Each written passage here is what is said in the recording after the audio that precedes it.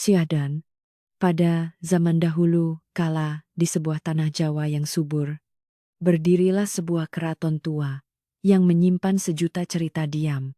Di balik tembok tinggi berbatu bata merah itu, hiduplah seorang putri bangsawan bernama Larasati yang berhati sangat lembut. Keraton tersebut dikelilingi oleh desa yang damai, tempat para petani menanam padi, dan anak-anak bermain layang-layang saat sore tiba. Larasati selalu duduk di dekat jendela kamarnya, memandang keluar dengan tatapan penuh kerinduan akan masa kecilnya yang bahagia. Ia adalah penjaga setia kenangan almarhumah ibu kandungnya yang telah tiada. Bangunan utama keraton ini terbuat dari kayu jati pilihan yang dihiasi ukiran rumit, bermotif bunga, dan sulur daun melengkung. Di halaman tengah, terdapat sebuah pendopo luas, tempat keluarga bangsawan biasanya berkumpul untuk menikmati malam purnama sambil mendengarkan alunan gamelan. Pohon beringin besar yang berakar kuat menaungi sumur tua di sudut halaman, memberikan rasa sejuk meski matahari sedang terik. Bagi Larasati, setiap sudut rumah ini adalah nafas ibunya yang masih tertinggal dan harus ia rawat dengan sepenuh hati dan jiwa setiap harinya. Larasati adalah gadis yang mewarisi kecantikan dan keanggunan ibunya. Dengan senyum yang selalu menenangkan hati siapa saja yang memandangnya, hari-harinya dihabiskan untuk menjaga kebersihan paviliun utara. Sebuah bangunan kecil yang dulunya merupakan tempat favorit sang ibu untuk menenun kain. Ia membersihkan debu dari alat tenun kayu tua itu dengan sangat hati-hati, seolah takut merusak sisa-sisa kehangatan yang masih menempel. Paviliun itu adalah satu-satunya tempat di mana Larasati merasa benar-benar aman dan bisa berbicara dalam hati dengan ibunda tercintanya. Di dalam paviliun tersebut, tersimpan beberapa helai kain tenun pusaka yang memiliki motif sakral dan warna alami dari dedaunan. Kain-kain itu dibungkus dengan kain putih bersih dan diletakkan di dalam peti kayu berukir yang selalu diberi taburan bunga melati. Aroma wangi melati dan kayu cendana yang menguar dari ruangan itu selalu berhasil membawa kedamaian tersendiri bagi jiwa Larasati. Ia bertekad untuk menjaga peninggalan itu sampai akhir hayatnya, karena di sanalah letak kehormatan dan sejarah keluarganya yang sangat berharga dan suci.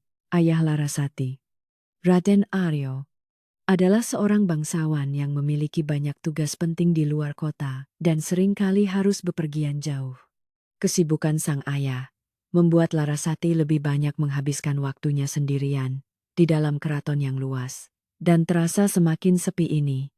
Meskipun merasa kesepian, ia tidak pernah mengeluh karena ia tahu ayahnya bekerja keras demi menjaga nama baik dan kesejahteraan keluarga mereka. Larasati selalu menyambut kepulangan ayahnya dengan senyum paling manis dan secangkir teh hangat yang dicampur dengan bunga mawar segar kesukaan ayahnya.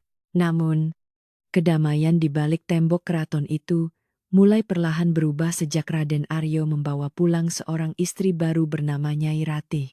Nyai Ratih adalah seorang wanita muda yang memiliki paras sangat menawan. Tetapi, sorot matanya menyimpan aura dingin yang sulit ditebak. Kehadirannya di istana seolah membawa embusan angin malam yang menusuk tulang, membuat suasana yang tadinya hangat berubah menjadi kaku seketika. Larasati yang polos menyambut ibu tirinya dengan segala tata krama dan rasa hormat yang telah diajarkan oleh almarhumah ibunya sejak kecil. Pada hari pertama kedatangannya, Larasati menundukkan kepala dan menyentuh lutut Nyai Ratih sebagai tanda bakti seorang anak kepada orang tua.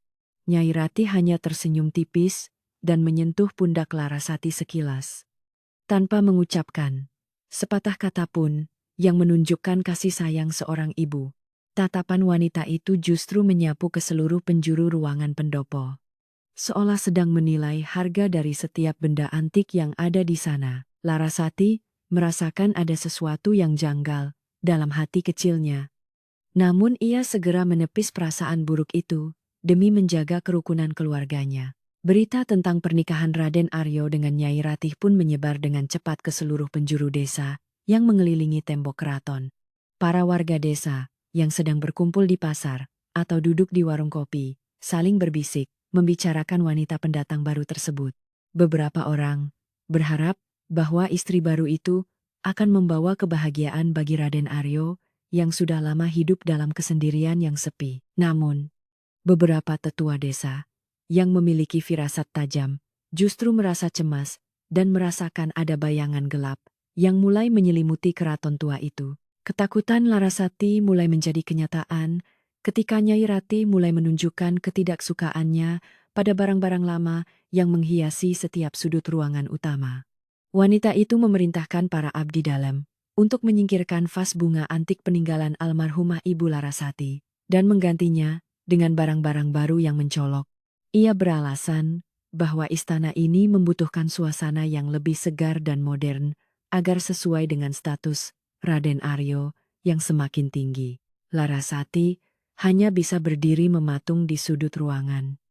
Melihat barang-barang penuh kenangan itu dipindahkan tanpa bisa mengucapkan satu kata protes pun. Setiap hari, ada saja perabotan kayu yang digeser dari tempat asalnya.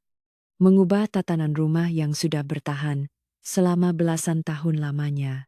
Nyai Rati tampaknya ingin menghapus jejak istri pertama dari istana ini, memastikan bahwa hanya namanya yang berkuasa di balik tembok tinggi ini. Larasati mencoba untuk memahami tindakan ibu tirinya dengan hati yang lapang, menganggap bahwa itu adalah hak seorang nyonya rumah yang baru. Namun, rasa perih di dadanya tidak bisa berbohong setiap kali melihat piring keramik kesayangan ibunya dimasukkan ke dalam kotak penyimpanan berdebu. Suasana di bagian dapur yang biasanya penuh dengan canda tawa para pelayan kini berubah menjadi hening dan penuh dengan ketegangan. Mbok Darmi, seorang pelayan tua yang sudah mengabdi sejak Ibu Larasati masih hidup, hanya bisa menghela napas panjang melihat perubahan ini. Ia mencuci beras dengan tangan gemetar, merasakan firasat buruk yang semakin kuat mengakar di dalam dadanya setiap kali melihat tingkah Nyai Rati. Mbok Darmi sangat menyayangi Larasati seperti anaknya sendiri, dan ia berjanji dalam hati untuk selalu melindungi putri bangsawan yang lembut hati itu. Suatu sore yang mendung, pandangan mata Nyai Rati akhirnya jatuh pada paviliun utara tempat Larasati menyimpan semua kain tenun pusaka keluarganya. Wanita itu melangkah masuk dengan angkuh, menutup hidungnya rapat-rapat, dan mengeluh dengan suara keras tentang aroma melati tua yang dianggapnya sangat mengganggu. Ia berkata kepada Larasati bahwa ruangan kusam ini sebaiknya dibongkar saja atau diubah menjadi gudang penyimpanan bahan makanan untuk keperluan istana. Jantung Larasati berdetak sangat kencang mendengar ucapan itu. Karena paviliun ini adalah satu-satunya ruang yang menyambungkan jiwanya dengan roh almarhumah ibunya. Larasati memberanikan diri untuk bersuara, memohon dengan nada yang sangat pelan, agar paviliun itu dibiarkan saja seperti sedia kala demi kenangan ibunya. Nyai Rati memberikan tatapan tajam yang merendahkan, lalu tersenyum sinis sambil berkata bahwa orang mati tidak butuh ruangan besar di dalam rumah. Kata-kata pedas itu menusuk tepat di jantung Larasati, membuatnya menyadari bahwa ibu tirinya sama sekali tidak memiliki empati terhadap kesedihannya yang mendalam. Larasati menunduk dalam, menahan air mata yang mendesak keluar agar tidak jatuh di hadapan wanita yang berniat menguasai rumah masa kecilnya ini. Tanda-tanda aneh yang lebih mengkhawatirkan mulai terjadi keesokan harinya. Ketika langit desa masih diselimuti kabut tipis dan embun pagi belum mengering, beberapa abdi dalam tua yang telah bekerja di istana itu selama puluhan tahun tiba-tiba diberhentikan secara sepihak oleh Nyai Ratih yang berkuasa. Mereka disuruh mengemasi barang-barang kecil mereka dan pergi meninggalkan tembok keraton tanpa sempat berpamitan dengan Larasati atau menunggu Raden Aryo pulang. Keputusan sewenang-wenang ini menciptakan gelombang ketakutan di antara para pekerja lainnya, membuat mereka bekerja dalam keheningan yang mencekam dan penuh dengan rasa curiga. Sebagai gantinya, Nyai Rati membawa masuk sekelompok pelayan baru yang berasal dari desanya sendiri. Orang-orang asing yang wajahnya tidak pernah dikenal sebelumnya. para pekerja baru ini memiliki sikap yang kasar, tatapan mata yang kurang, dan sama sekali tidak menghormati tata krama keraton yang luhur. Mereka berjalan melewati Larasati tanpa menundukkan kepala atau memberikan salam penghormatan yang pantas kepada seorang putri kandung pemilik istana megah tersebut. Larasati merasa dirinya perlahan-lahan diasingkan dan menjadi orang asing di dalam rumah tempat ia dilahirkan dan dibesarkan dengan penuh kasih sayang. Keberadaan para pelayan baru itu membuat suasana istana menjadi sangat tidak nyaman. Karena mereka seringkali berbisik-bisik saat Larasati melintas di hadapan mereka. Mereka menebarkan desas-desus tidak berdasar bahwa Larasati adalah gadis yang aneh karena terlalu terobsesi dengan barang-barang peninggalan ibunya yang sudah lama meninggal. Bisikan jahat itu terdengar samar-samar di lorong-lorong istana. Seperti suara ular yang mendesis di balik rerumputan kering pada musim kemarau yang panjang. Larasati memilih untuk menutup telinganya rapat-rapat. Memusatkan perhatiannya pada kain-kain tenun pusaka, yang harus selalu ia jaga kebersihan dan juga keamanannya. Puncak kesedihan Larasati pada hari itu terjadi ketika ia menemukan bahwa salah satu kain batik kesayangan ibunya telah dipindahkan tanpa izin darinya. Ia menemukan kain bermotif parang yang sangat indah itu, tergeletak sembarangan di tumpukan kain kotor, di sudut gudang belakang yang sangat lembab. Tangan Larasati gemetar saat mengangkat kain itu, membersihkan debu yang menempel, dan mendekapkannya ke dada dengan rasa sakit yang tak terlukiskan lagi. Ia tahu pasti bahwa ini adalah perbuatan sengaja yang dilakukan atas perintah Nyai Ratih untuk menguji batas kesabaran dan ketabahan hati Larasati. Larasati segera mencuci kain itu dengan air bunga dan menjemurnya di tempat yang aman, agar warnanya yang indah tidak pudar oleh matahari. Ia kemudian mencari Nyai Ratih yang sedang duduk bersantai di serambi depan sambil menikmati sirih pinang dan secangkir teh panas yang manis.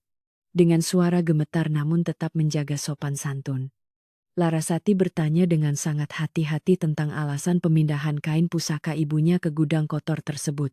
Nyai Ratih hanya tertawa kecil, menyebut Larasati terlalu manja dan membesarkan masalah sepele yang tidak penting bagi urusan rumah tangga istana yang besar. Wanita licik itu mulai menggunakan tekanan psikologis yang halus, menanamkan pikiran bahwa Larasati sebenarnya membawa aura buruk karena terus meratapi orang mati.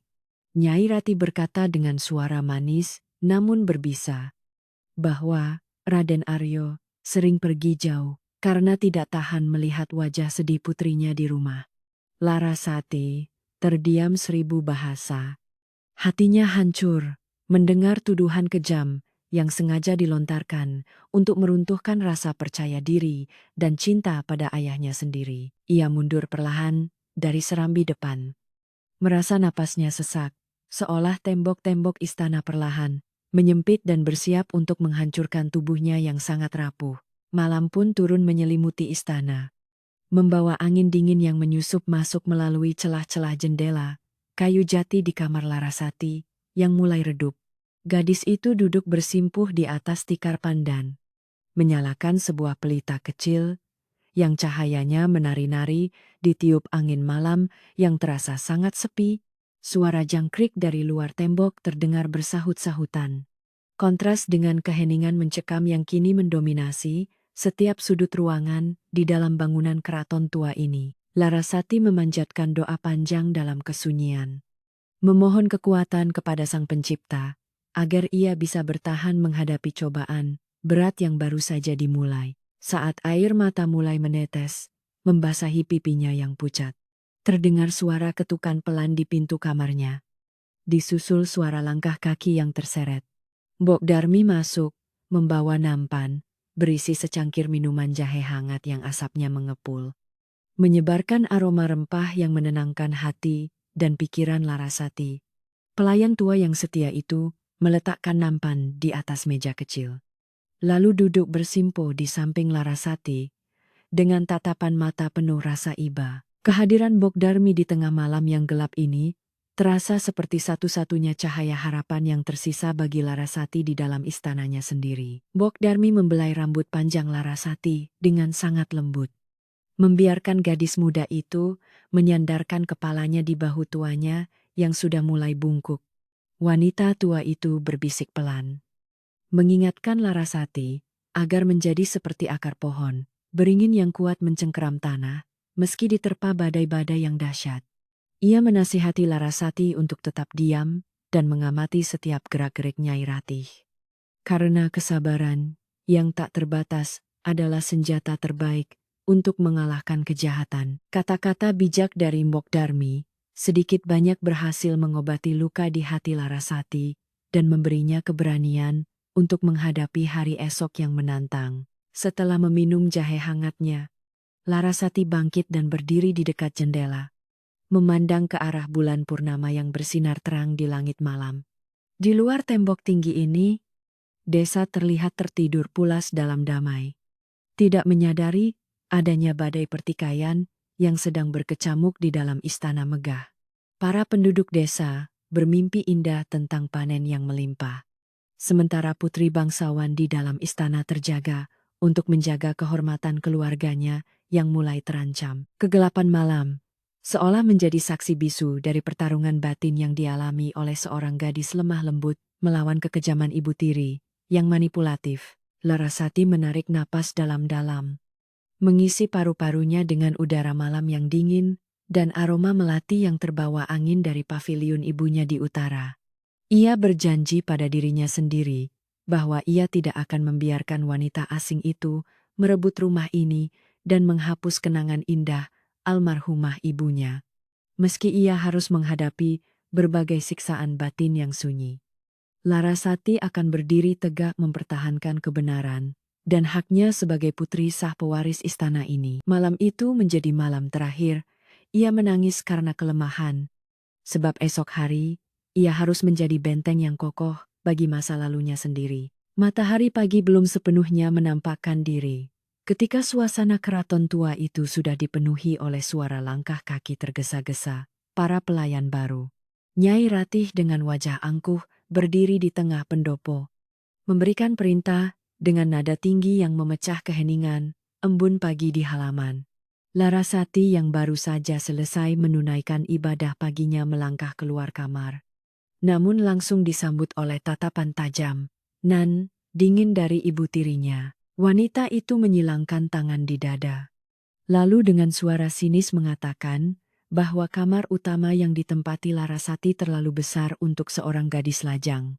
Tanpa memberikan kesempatan bagi Larasati untuk menjawab, Nyai Ratih memerintahkan dua pelayan berwajah kasar untuk segera mengeluarkan barang-barang milik anak tirinya itu. Larasati terkejut melihat pakaian dan buku-buku peninggalan ibunya dilemparkan begitu saja ke dalam keranjang rotan kasar, tanpa sedikit pun rasa hormat. Ibu tirinya beralasan bahwa kamar utama itu akan digunakan untuk menyambut tamu-tamu agung kenalan Raden Aryo yang sering berkunjung ke istana ini. Hati Larasati terasa sangat perih. Namun ia menundukkan pandangannya dan menahan air mata agar tidak menetes di hadapan wanita yang haus kekuasaan tersebut. Larasati kemudian digiring menuju bagian paling belakang dari kompleks keraton, tempat di mana cahaya matahari pun enggan untuk masuk menyinari ruangan tersebut. Ruangan itu dulunya adalah tempat penyimpanan kayu bakar yang lembab. Lantainya hanya terbuat dari tanah keras yang sangat dingin jika diinjak tanpa alas. Dinding bilik bambu yang mengelilingi ruangan itu memiliki banyak celah kecil, membiarkan angin malam yang menusuk tulang bebas masuk tanpa ada penghalang sedikit pun. Disinilah putri bangsawan yang berhati lembut itu kini harus tidur, terasing dari kemewahan dan kehangatan rumah masa kecilnya yang sangat ia cintai. Kekejaman ibu tiri itu tidak hanya berhenti pada pengusiran dari kamar utama, melainkan merambat pada kebutuhan dasar Larasati untuk bertahan hidup sehari-hari. Nyai Ratih dengan sengaja memotong jatah makanan Larasati, memerintahkan juru masak baru untuk hanya memberikan sisa nasi kering dan lauk seadanya saja. Larasati yang terbiasa makan bersama di meja makan besar, kini harus menyantap makanannya sendirian di sudut ruangan gelap yang pengap dan dingin. Gadis itu menelan setiap suapan nasi hambar dengan susah payah, mencampurnya dengan doa agar penderitaan ini segera berakhir, dan ayahnya cepat pulang kembali, meskipun tubuhnya semakin kurus, dan wajahnya memucat akibat kurangnya makanan bergizi. Larasati tidak pernah menunjukkan kelemahannya di depan orang-orang suruhan ibu tirinya. Ia tetap bangun pagi-pagi sekali, membersihkan halaman belakang keraton, dengan sapu lidi peninggalan tukang kebun tua yang sudah diusir oleh Nyai Rati. Setiap kali lelah mendera, ia akan memandang ke arah paviliun utara, tempat kain pusaka ibunya berada, mencari kekuatan dari kenangan masa lalunya. Baginya, penderitaan fisik ini bukanlah apa-apa dibandingkan dengan penderitaan batin. Jika ia harus menyerah dan membiarkan keraton ini jatuh ke tangan yang salah. Sementara itu, di luar tembok tinggi yang mengelilingi keraton, desas-desus tentang keadaan Larasati mulai menyebar dengan cepat seperti api liar di musim kemarau. Para pelayan baru yang sering berbelanja ke pasar desa sengaja menyebarkan cerita bohong tentang kelakuan aneh putri bangsawan yang tinggal di dalam sana. Sulastri, seorang pedagang sayur yang suka bicara, memberitahu ibu-ibu lain bahwa Larasati kini sering berbicara sendiri dan menolak makan hidangan mewah dari dapur. Cerita-cerita itu dibumbui dengan kebohongan demi kebohongan, menciptakan narasi palsu yang bertujuan untuk merusak reputasi baik Larasati di mata penduduk desa setempat. Warga desa yang mendengarkan cerita Sulastri memberikan reaksi yang beragam. Ada yang merasa kasihan, namun banyak juga yang mulai mempercayai desas-desus jahat tersebut. Jatmiko, seorang pengrajin kayu yang sering mendapat pesanan dari Raden Aryo, menggelengkan kepalanya dengan sedih saat mendengar kabar tentang putri bangsawan yang malang itu. Ia bergumam pelan bahwa kesedihan yang terlalu dalam karena ditinggal mati sang ibu bisa saja membuat pikiran seseorang menjadi tidak waras dan kehilangan kendali. Kabar tentang Larasati yang konon kehilangan akal sehatnya akibat kesedihan pun perlahan menjadi rahasia umum yang diperbincangkan di setiap sudut desa kecil itu. Nyai Ratih yang mengetahui bahwa fitnahnya telah berhasil menyebar luas di kalangan warga desa, tersenyum penuh kemenangan di balik pintu kamarnya yang tertutup rapat. Ia menggunakan alasan Larasati yang dianggap gila ini untuk melarang siapapun dari desa datang, berkunjung, atau mencoba menemui putri tirinya tersebut. Wanita licik itu mengatakan bahwa ia sedang berusaha melindungi nama baik keluarga dengan menyembunyikan kondisi Larasati yang memalukan dari pandangan masyarakat luar keraton. Perlahan tapi pasti, Larasati benar-benar terisolasi dari dunia luar, terjebak dalam jaring laba-laba kebohongan yang ditenun dengan sangat rapi oleh sang ibu tiri. Di tengah kegelapan yang menyelimuti kehidupan Larasati, masih ada satu bintang kecil yang bersinar terang memberikan kehangatan dan harapan bagi jiwanya yang sepi. Mbok Darmi, pelayan tua yang setia, menolak untuk tunduk pada perintah kejam Nyai Rati meskipun ia tahu risikonya adalah diusir dari keraton selamanya. Perempuan parubaya itu pura-pura sibuk di dapur belakang. Namun diam-diam, ia selalu memperhatikan keadaan Larasati dari kejauhan dengan perasaan hati yang hancur. Ia tidak percaya sedikit pun pada rumor yang beredar, karena ia tahu persis bahwa pikiran Larasati sama sehatnya dengan bunga teratai di pagi hari. Ketika malam tiba dan seluruh penghuni keraton sudah terlelap dalam tidur nyenyaknya, Mbok Darmi mengendap-endap keluar dari biliknya dengan sangat hati-hati dan tanpa suara. Ia membawa sebuah rantang kecil yang disembunyikan di balik kain kebayanya yang lusuh, berisi nasi hangat, sayur lodeh, dan sepotong tempe goreng yang gurih. Pelayan tua itu menyusuri lorong gelap menuju ruangan belakang tempat Larasati diasingkan, menghindari setiap celah cahaya bulan agar tidak terlihat oleh penjaga malam. Ketukan pelan di pintu bambu membuat Larasati terbangun dari tidurnya yang tidak nyenyak. Segera membukakan pintu untuk menyambut wajah penuh kasih sayang itu. Larasati menyambut rantang makanan itu dengan tangan bergetar. Matanya berkaca-kaca, melihat kebaikan hati pelayan yang sudah mengasuhnya sejak ia masih bayi merah. Mbok Darmi duduk di atas lantai tanah yang dingin. Menemani putri majikannya itu makan dengan lahap, di bawah penerangan lampu minyak yang temaram. Ia memandang wajah pucat Larasati dengan dada yang sesak. Membayangkan kemarahan Raden Aryo. Jika tuan besarnya itu mengetahui penderitaan yang dialami putri kandungnya ini, sambil mengusap air matanya yang jatuh. Mbok Darmi menyuapkan sesendok nasi terakhir ke mulut Larasati. Memastikan gadis itu mendapatkan energi untuk bertahan hidup. Setelah Larasati selesai menghabiskan makanannya, Mbok Darmi menggenggam kedua tangan gadis itu dengan erat, menyalurkan kehangatan dan kekuatan dari telapak tangannya yang kasar. Ia berbisik pelan, mengingatkan Larasati bahwa air yang tenang menghanyutkan, dan kesabaran adalah pedang paling tajam yang bisa menembus perisai kejahatan sekuat apapun. Mbok Darmi menasihati agar Larasati tetap diam, terus mengamati setiap kesalahan kecil yang dibuat oleh Nyai Ratih, dan tidak terpancing emosi yang bisa menghancurkan. Nasihat pelayan tua itu meresap ke dalam relung hati Larasati, menumbuhkan kembali benih-benih keberanian yang sempat layu akibat siksaan batin yang berkepanjangan ini. Mendengar petua bijak dari Mbok Darmi, Larasati menganggukkan kepalanya perlahan, menghapus sisa air mata di pipinya, dan mengganti kesedihannya dengan sebuah tekad yang bulat. Ia berjanji tidak akan lagi menangisi nasibnya di ruangan gelap ini, melainkan akan menggunakan waktunya untuk mengawasi setiap gerak-gerik mencurigakan dari ibu tirinya. Larasati menyadari bahwa melawan Nyai Ratih secara terang-terangan saat ini hanyalah tindakan bodoh yang akan memberinya alasan kuat untuk membuangnya keluar dari keraton. Ia akan menjadi bayangan yang tak terlihat, merekam setiap kebusukan yang terjadi di rumah ini, sampai ayahnya kembali dari perjalanannya yang sangat jauh. Keesokan paginya, Larasati keluar dari ruangan belakangnya dengan wajah yang lebih tenang dan sorot mata yang jauh lebih tajam dari biasanya.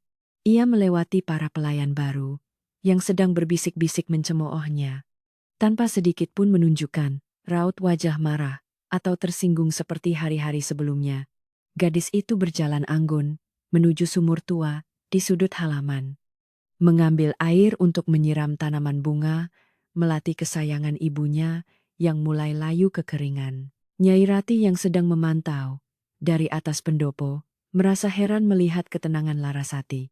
Diam-diam, merasa kesal karena taktik intimidasi, mentalnya seolah tidak membuahkan hasil. Ketidakpedulian Larasati justru membuat Nyai Ratih semakin resah dan marah. Karena ia mengharapkan gadis itu menangis histeris atau memohon ampun di bawah kakinya. Wanita licik itu merasa otoritasnya sedang ditantang secara diam-diam, sehingga ia mulai merencanakan cara baru untuk memberikan tekanan psikologis yang lebih berat lagi. Ia memerintahkan para penjaga untuk mengunci pintu gerbang paviliun utara tempat penyimpanan kain pusaka, melarang Larasati untuk mendekati atau membersihkan tempat keramat tersebut.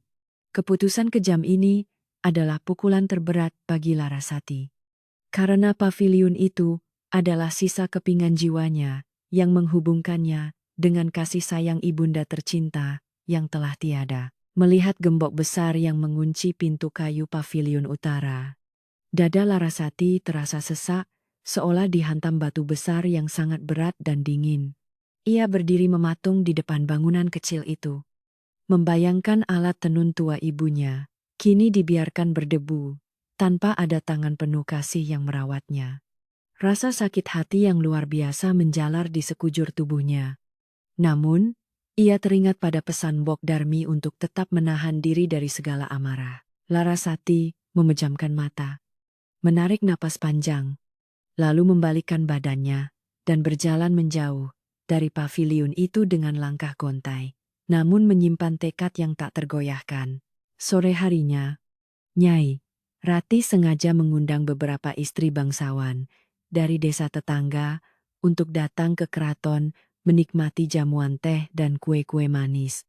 Di hadapan para tamu kehormatan itu, ia memamerkan wajah penuh duka yang dibuat-buat, menceritakan betapa sulitnya mengurus anak tiri yang kehilangan kewarasannya, Ia berakting seolah-olah dirinya adalah ibu yang sangat sabar dan penuh kasih sayang.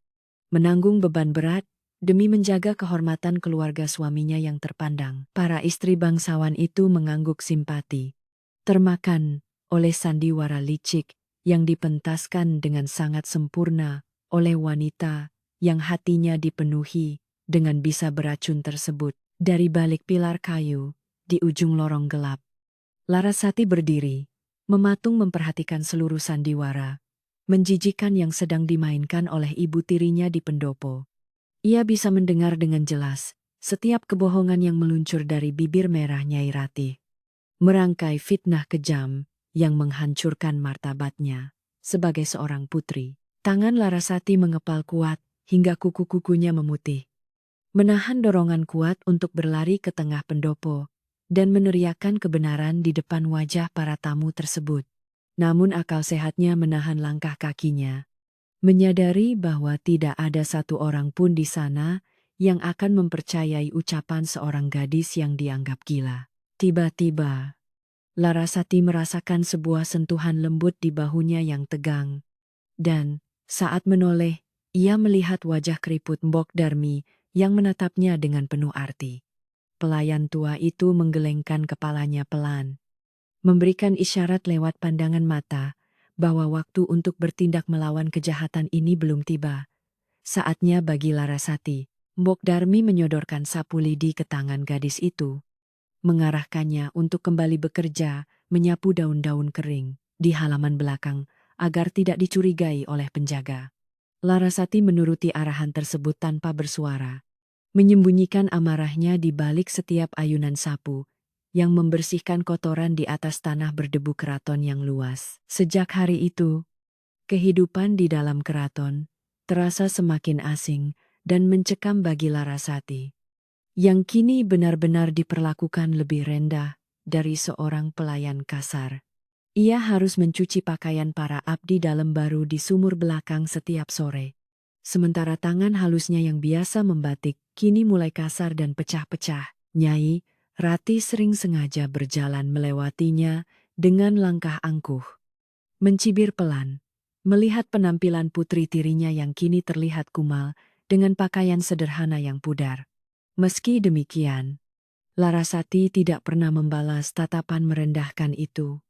Ia hanya menunduk dan terus bekerja, menggosok kain kotor di atas batu cucian yang basah. Pada suatu malam yang sangat sunyi, ketika angin berhembus kencang membawa udara dingin, Larasati terbangun karena mendengar suara aneh dari arah paviliun utara. Suara itu terdengar seperti kayu yang digeser perlahan, disusul dengan langkah kaki yang sangat pelan, dan berhati-hati melangkah di atas dedaunan kering di halaman. Larasati mengintip dari celah dinding bambu kamarnya. Jantungnya berdebar kencang saat melihat dua bayangan hitam mengendap-endap keluar dari paviliun ibunya yang seharusnya terkunci rapat. Ia menyipitkan mata untuk memperjelas pandangannya di tengah kegelapan. Dan samar-samar, ia melihat salah satu bayangan itu membawa bungkusan kain yang terlihat sangat mencurigakan. Pikiran Larasati segera bekerja cepat, mengaitkan bungkusan mencurigakan itu dengan kain-kain tenun pusaka ibunya yang sangat berharga dan tersimpan di dalam paviliun utara. Ia sadar bahwa kunci gembok paviliun itu hanya dipegang oleh Nyai Ratih dan kepala pelayan baru yang merupakan tangan kanan setia sang ibu tiri. Kecurigaan besar mulai tumbuh di dalam hatinya.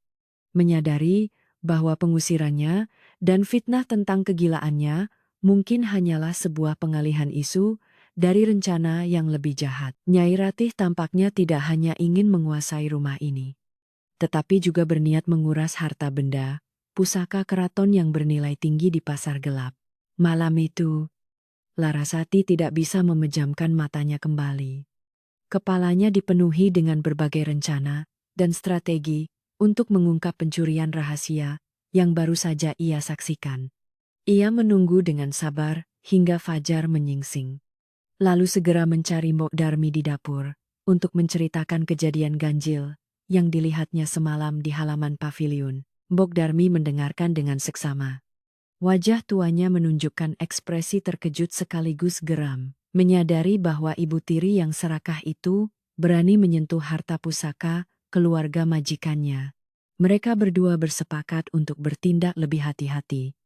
Mulai mencari bukti nyata tanpa menimbulkan kecurigaan sebelum Raden Aryo pulang ke rumah dalam beberapa hari ke depan. Kesulitan dan penderitaan yang bertubi-tubi ini justru membuat ikatan batin antara Larasati dan pelayan tua yang setia itu menjadi semakin kuat dan tak terpisahkan.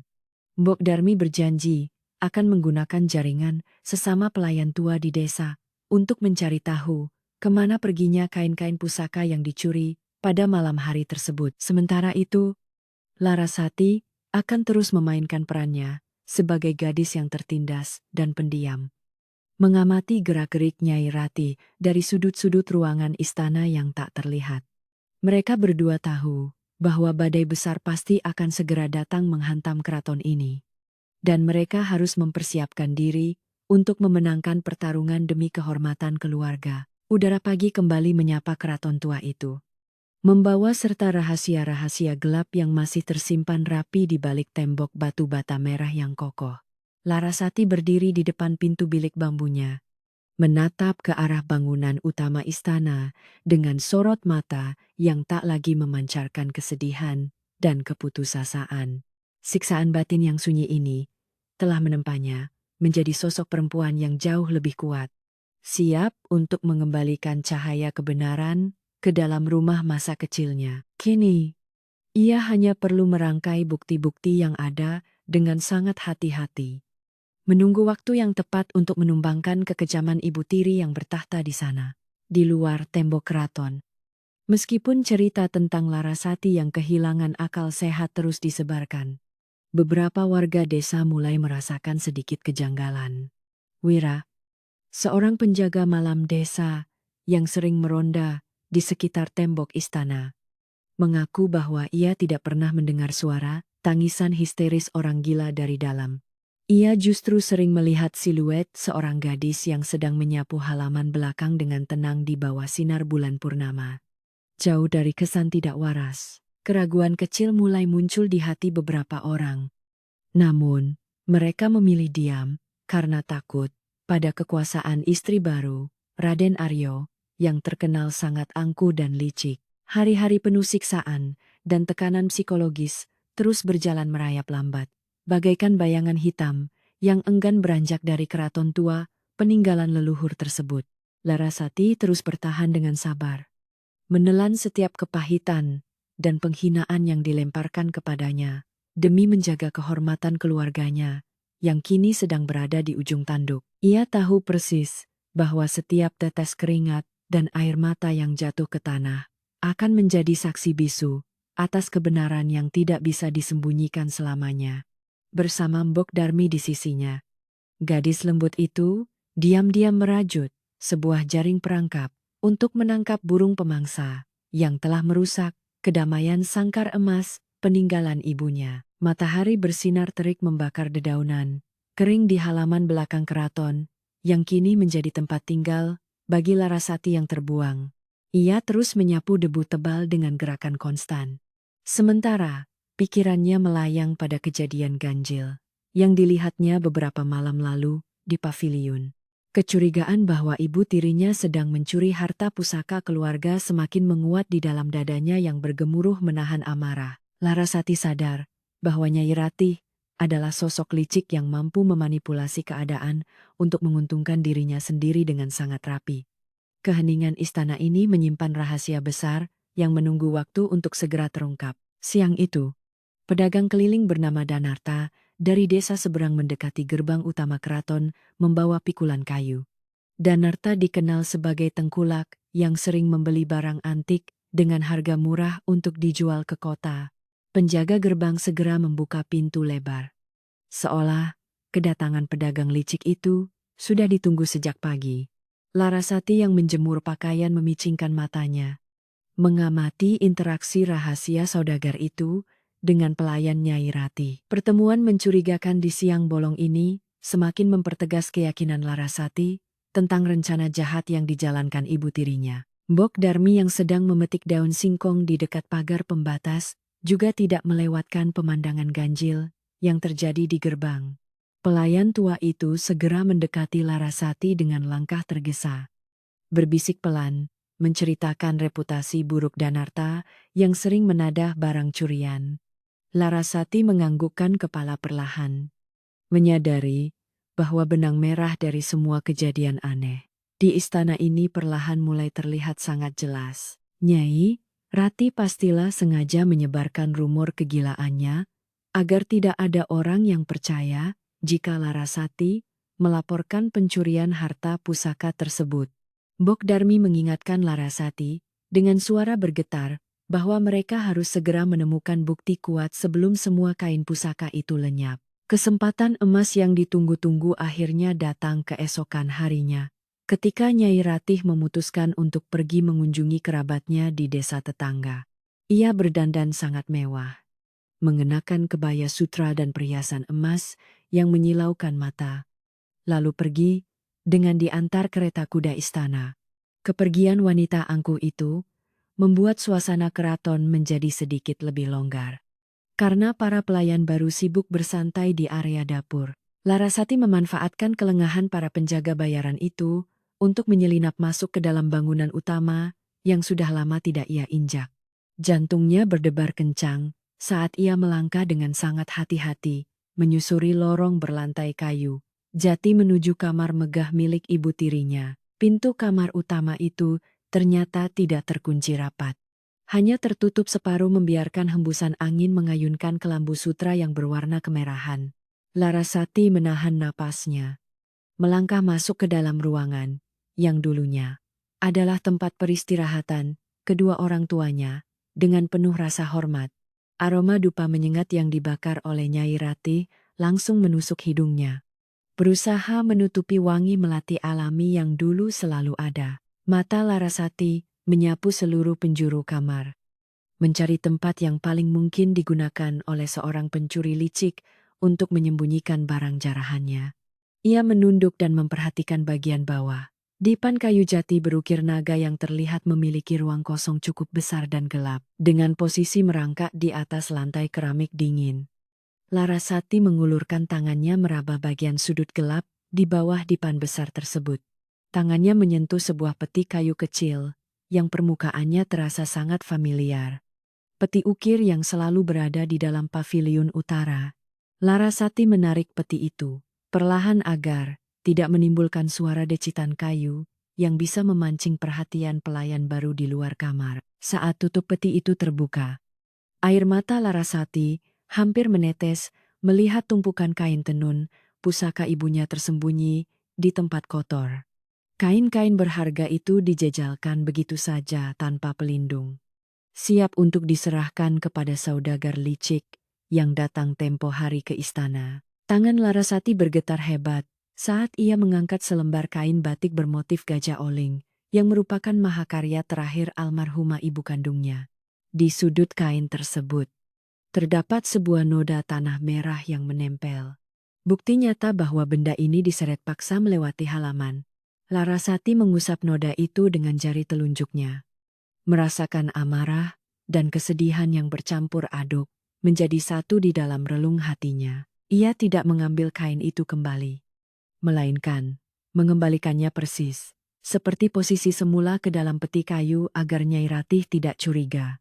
Ia telah menemukan bukti fisik yang tak terbantahkan. Dan kini ia hanya perlu menyusun strategi cerdas untuk membongkar semua ini. Setelah merapikan kembali posisi peti kayu di bawah dipan, Larasati bergegas keluar dari kamar utama dengan langkah seringan kapas tertiup angin. Ia berhasil kembali ke area belakang, tanpa disadari oleh seorang pun dari para pelayan baru yang masih asyik mengobrol sambil tertawa.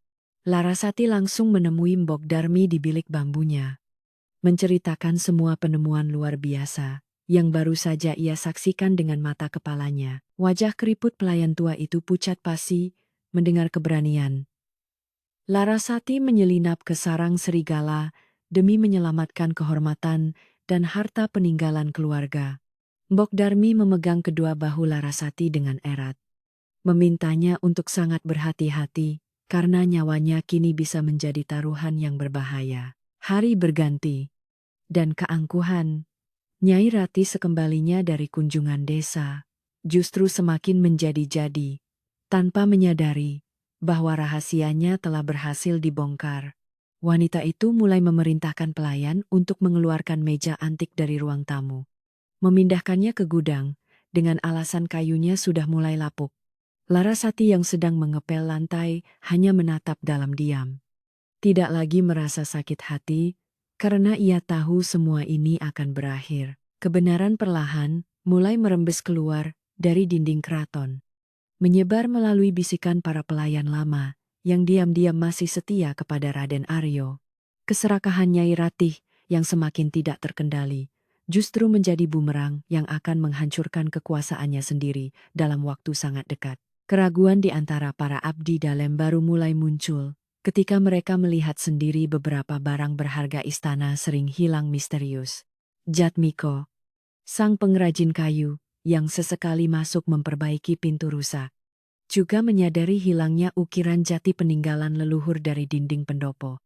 Ia bertanya dengan suara pelan kepada salah satu penjaga tentang keberadaan ukiran itu. Namun hanya dijawab dengan bentakan kasar dan kebingungan. Ketidakwajaran ini membuat para pekerja mulai mempertanyakan cerita tentang Larasati yang merusak barang karena gila. Sebab buktinya mengarah pada pencurian terorganisir.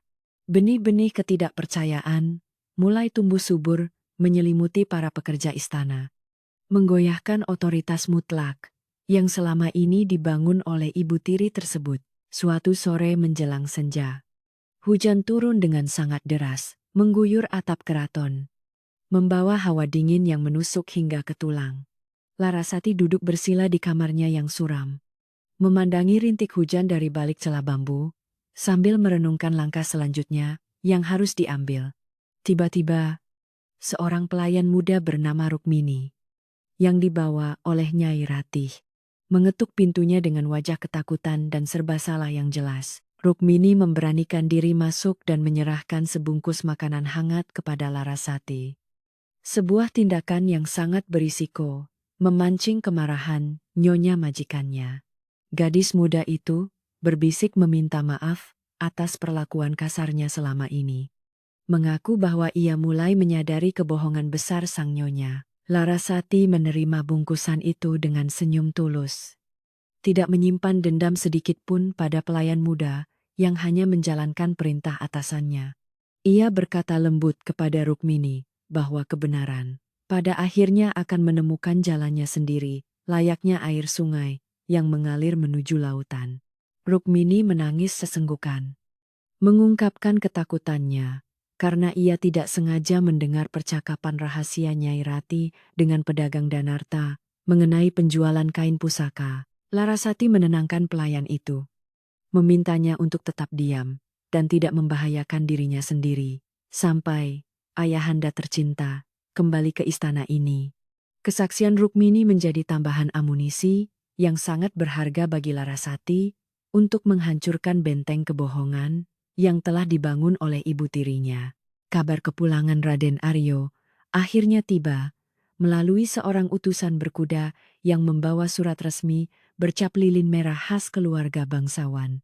Utusan itu mengabarkan bahwa sang tuan besar akan tiba di keraton lusa pagi setelah menyelesaikan tugas kenegaraannya yang sangat panjang. Berita ini membuat istana mendadak sibuk luar biasa. Nyai Rati segera memerintahkan seluruh pelayan untuk membersihkan setiap sudut rumah dengan sempurna. Ia terlihat panik memerintahkan beberapa barang antik dikembalikan ke tempat asalnya, berusaha menutupi kekosongan yang diakibatkan oleh keserakahan tangannya sendiri. Larasati mengamati kepanikan itu dari jauh dengan perasaan tenang, mengetahui bahwa jaring yang ia siapkan sudah siap untuk ditarik kuat-kuat. Malam sebelum kedatangan Raden Aryo, Nyai Rati memanggil Larasati ke pendopo utama dengan suara lantang yang memecah keheningan malam istana. Di bawah temaram cahaya lampu gantung, wanita berwajah cantik, namun berhati dingin itu menatap anak tirinya dengan sorot mata penuh kebencian. Ia memperingatkan Larasati dengan nada mengancam agar menjaga mulutnya rapat-rapat di depan ayahnya. Mengulangi ancaman akan mengirimnya ke rumah pasung desa. Larasati hanya menundukkan pandangannya. Tidak menjawab dengan amarah, melainkan memberikan sebuah anggukan pelan yang disalahartikan oleh ibu tirinya sebagai bentuk ketakutan. Nyai Rati tersenyum puas, merasa bahwa ia masih memegang kendali penuh atas nasib Larasati yang dianggapnya sangat lemah dan bodoh.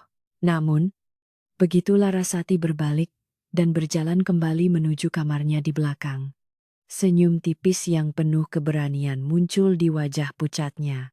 Ia tahu bahwa diamnya malam ini adalah persiapan badai besar yang akan ia lepaskan esok hari di hadapan seluruh penghuni istana.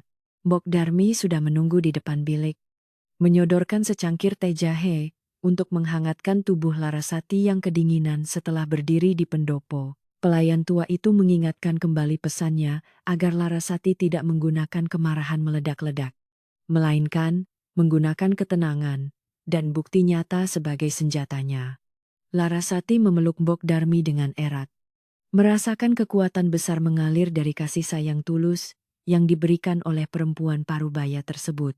Fajar akhirnya menyingsing membawa sinar mentari kemerahan yang perlahan menyapu kabut tipis dari atas atap keraton tua yang megah itu. Larasati bangun lebih awal dari biasanya, membersihkan dirinya di sumur, lalu mengenakan kebaya sederhana peninggalan ibunya yang telah ia cuci bersih. Ia menyisir rambut panjangnya dengan rapi, mengikatnya di belakang leher, lalu menyematkan sekuntum bunga melati segar di atas telinga kanannya. Penampilannya hari ini tidak mencerminkan seorang gadis gila yang terbuang, melainkan sosok putri bangsawan sejati yang siap menuntut kembali haknya.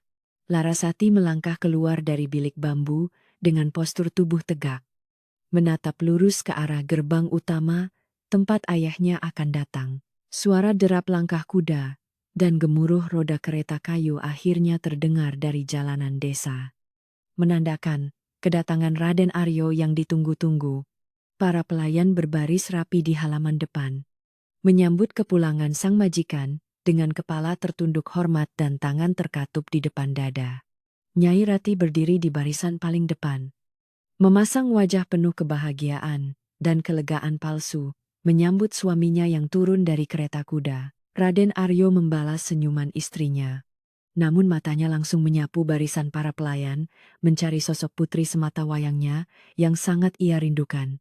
Kekecewaan tergambar jelas di wajah wibawa pria parubaya itu ketika ia tidak menemukan Larasati di antara kerumunan penyambut di sana. Nyai Ratih dengan sigap meraih lengan suaminya, merangkai kata-kata manis bercampur racun untuk menjelaskan ketidakhadiran Larasati di halaman depan istana. Ia membisikkan kebohongan bahwa penyakit kejiwaan Larasati semakin parah, sehingga gadis itu harus dikurung di belakang agar tidak melukai orang lain. Raden Aryo terkejut mendengar kabar buruk tersebut.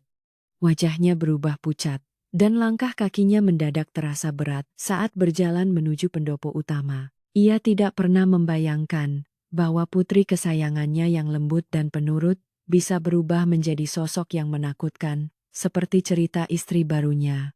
Kebingungan dan kesedihan mendalam menyelimuti hati Raden Aryo, membuatnya tidak menyadari perubahan tata letak barang antik di dalam rumahnya sendiri. Di saat bersamaan, Larasati sedang melangkah pasti menyusuri lorong samping yang menghubungkan halaman belakang langsung menuju area pendopo utama keraton. Jantungnya berdebar mengikuti irama langkah kakinya. Namun tidak ada sedikit pun keraguan yang terlintas di dalam pikiran dan jiwanya yang teguh. Beberapa pelayan baru mencoba menghalanginya dengan kasar. Namun Rukmini yang berada di sana mencegah mereka dengan mengatakan, biarkan takdir yang menentukan. Larasati terus berjalan tanpa mempedulikan bisikan ketakutan di sekitarnya, memusatkan fokusnya pada suara berat ayahnya yang terdengar sayup-sayup dari ruang utama. Inilah saatnya untuk mengakhiri semua penderitaan sunyi yang telah menyiksanya selama berbulan-bulan di bawah bayang-bayang kekejaman ibu tiri yang tidak berperasaan. Kehadiran Larasati di ambang pintu pendopo membuat seluruh orang yang ada di dalam ruangan besar itu terdiam membeku bagaikan patung batu. Raden Aryo menatap putrinya dengan mata terbelalak. Melihat sosok gadis yang diberitakan gila, namun kini berdiri tegak dengan keanggunan luar biasa. Nyai Rati terkesiap kaget. Wajahnya mendadak pias, melihat keberanian anak tirinya yang muncul tanpa diundang ke dalam pertemuan penyambutan yang penting. Larasati tersenyum lembut ke arah ayahnya, memberikan salam, penghormatan, dengan menyentuhkan kedua tangan di depan hidung, layaknya seorang putri Jawa sejati. Tidak ada tanda-tanda kegilaan di matanya. Yang ada hanyalah ketenangan laut dalam yang menyimpan kekuatan arus bawah yang sangat mematikan. Raden Aryo melepaskan pegangan tangan istrinya. Melangkah maju mendekati Larasati dengan perasaan campur aduk antara rindu, khawatir, dan juga kebingungan mendalam. Ia menyentuh bahu putrinya dengan lembut, menanyakan kabarnya dengan suara bergetar yang menahan. Tangis melihat tubuh Larasati yang kini sangat kurus. Larasati menatap mata ayahnya dalam-dalam, menjawab dengan suara jernih dan tenang bahwa akal sehatnya masih terjaga dengan sangat baik hingga kini. Ia menyatakan bahwa ketidakhadirannya di depan gerbang bukanlah karena gila, melainkan karena ia dilarang keras untuk keluar dari ruang pengasingannya. Pernyataan mengejutkan itu membuat suasana pendopo berubah tegang. Semua mata kini beralih menatap wajah Nyai Ratih yang mulai memancarkan kepanikan. Nyai Ratih mencoba memotong pembicaraan dengan tawa sumbang yang dipaksakan, mengatakan bahwa ucapan Larasati hanyalah igauan dari pikiran yang sedang sakit. Wanita licik itu memohon kepada suaminya untuk tidak mendengarkan omong kosong tersebut dan menyuruh penjaga untuk segera membawa Larasati kembali ke belakang. Namun Raden Aryo mengangkat tangannya, memberikan isyarat tegas agar tidak ada satupun orang yang berani menyentuh putri kandungnya di ruangan ini. Ia meminta Larasati untuk melanjutkan perkataannya, menuntut penjelasan lengkap atas segala kejanggalan yang mulai ia rasakan sejak melangkahkan kaki ke dalam rumah. Kesempatan emas telah terbuka lebar bagi Larasati untuk mengurai benang kusut kebohongan yang selama ini mencekik lehernya dengan sangat menyakitkan. Dengan nada suara yang sangat tenang dan teratur, Larasati mulai menceritakan semua penderitaan batin yang ia alami selama ayahnya pergi jauh. Ia menceritakan pengusirannya dari kamar utama, jatah makan yang tidak manusiawi, dan bagaimana fitnah kejam disebarkan untuk merusak nama baiknya di desa. Larasati tidak meneteskan air mata saat bercerita, membuat setiap kata yang keluar dari bibirnya terdengar sangat meyakinkan dan menusuk tepat di ulu hati. Para abdi dalam lama yang mendengarkan mulai menundukkan kepala, merasa bersalah karena telah membiarkan putri majikan mereka menderita sendirian dalam kegelapan. Wajah Raden Aryo semakin mengeras menahan amarah yang mulai mendidih di dalam dadanya, mendengar pengakuan jujur dari darah dagingnya sendiri. Sebagai penutup dari pengakuannya, Larasati menunjuk ke arah kamar utama yang kini ditempati oleh Nyai Rati dengan jari telunjuk yang lurus. Ia meminta ayahnya untuk memeriksa bagian bawah dipan kayu jati berukir naga, tempat di mana rahasia terbesar wanita licik itu disembunyikan. Larasati menyatakan bahwa di sanalah bukti nyata bahwa bukan dirinya yang gila, melainkan ada pencuri di dalam selimut yang merampok harta istana. Mendengar tantangan tersebut, wajah Nyai Ratih berubah menjadi pucat pasi, seperti mayat hidup. Tubuhnya bergetar hebat, menyadari kekalahannya sudah berada di depan mata. Rahasia tentang kain tenun pusaka itu akhirnya terungkap, membawa cerita ini pada puncaknya, yang menegangkan di hadapan seluruh penghuni keraton. Suasana di pendopo utama mendadak menjadi sangat hening dan mencekam bagaikan kuburan tua di tengah malam yang gelap gulita. Perkataan Larasati yang menunjuk langsung ke arah kamar utama, bagaikan petir yang menyambar di siang bolong bagi semua orang. Raden Aryo berdiri mematung dengan rahang mengeras, menatap wajah istri barunya, yang kini terlihat sangat pucat dan berkeringat dingin. Nyai Rati mencoba meraih lengan suaminya lagi, merengek dengan suara memelas, bahwa anak tirinya itu benar-benar sudah kehilangan akal. Namun, Raden Aryo menepis tangan wanita itu dengan kasar. Matanya memancarkan kemarahan, yang selama ini selalu ia sembunyikan rapat. Tanpa membuang waktu lebih lama lagi, Raden Aryo memerintahkan dua penjaga kepercayaannya untuk segera menuju ke kamar utama tersebut. Ia menginstruksikan mereka untuk memeriksa bagian bawah dipan kayu, jati berukir naga persis, seperti yang baru saja dikatakan Larasati. Nyai Rati berteriak histeris, melarang para penjaga itu masuk ke ruang pribadinya, dengan alasan melanggar batas kesopanan seorang nyonya. Ia bahkan mengancam akan memecat siapa saja yang berani melangkahkan kaki melewati pintu kamarnya tanpa izin langsung dari dirinya. Namun, para penjaga itu hanya tunduk pada perintah Raden Aryo dan bergegas menjalankan tugas mereka dengan langkah yang mantap. Sementara menunggu para penjaga kembali, keheningan yang menyiksa terus menyelimuti seluruh penghuni istana yang berkumpul di pendopo utama itu. Larasati tetap berdiri dengan postur tubuh yang sangat tenang. Matanya menatap lurus ke depan, tanpa menunjukkan rasa takut sedikit pun.